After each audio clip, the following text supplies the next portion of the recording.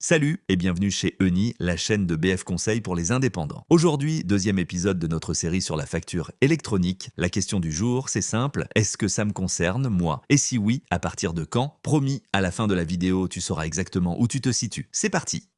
Pour savoir si tu es concerné, tu n'as que deux questions à te poser. Première question, as-tu une entreprise en France? Si oui, et c'est le cas de quasiment tous les indépendants, la réforme te concerne, même si tu ne factures pas de TVA, c'est-à-dire la taxe que tu ajoutes parfois sur tes factures pour la reverser à l'État, tu es concerné. Les micro- et auto-entrepreneurs aussi. Deuxième question, à qui tu vends? À d'autres entreprises, on appelle ça le B2B, business to business, donc d'entreprise à entreprise, à des particuliers, et là c'est le B2C, business to consumer, donc d'entreprise à client, ou bien aux deux, c'est tout, ton entreprise et tes clients, tout part de là.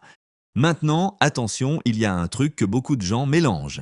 Si tu vends à des entreprises en B2B, tu devras leur envoyer de vraies factures électroniques. C'est le cœur de la réforme, on appelle ça l'e-invoicing, la facture électronique en anglais.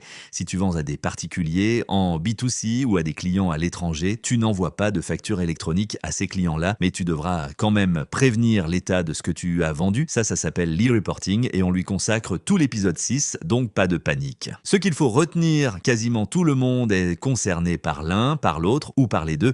La seule question, c'est lequel.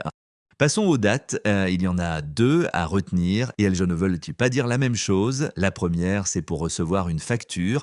À partir du 1er septembre 2026, tout le monde doit être capable de recevoir une facture électronique. Vraiment tout le monde, même le plus petit micro-entrepreneur. Pourquoi? Parce que si ton fournisseur, lui, t'envoie une facture électronique, il faut bien que de ton côté, tu puisses la recevoir. La deuxième date, c'est pour envoyer. Et là, ça dépend de la taille de ton entreprise. Les grandes entreprises, c'est-à-dire celles qui ont 250 salariés ou plus, doivent envoyer dès septembre 2026. Toutes les autres, donc les petites entreprises de moins de 250 salariés, les TPE et les micro-entrepreneurs, ont jusqu'au 1er septembre 2027. En résumé, recevoir, c'est pour tout le monde en septembre 2026. Déjà envoyer, c'est pour les petits en 2027 et pour les grands en 2026. Maintenant, voyons ton cas concret. Tu es micro-entrepreneur et tu vends à des entreprises. Tu dois pouvoir recevoir en septembre 2026 et envoyer en septembre 2027.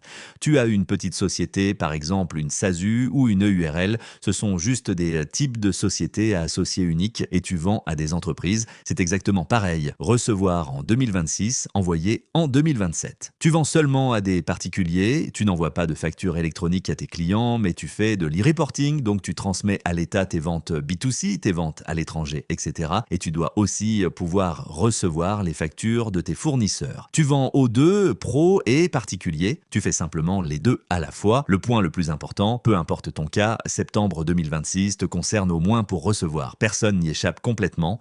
Les trois choses à retenir. 1. Deux questions suffisent, ton entreprise et le type de client que tu as. 2. Deux dates, recevoir pour tous en 2026, envoyer pour tous en 2027. 3. Personne n'est totalement épargné, au minimum tu dois pouvoir recevoir.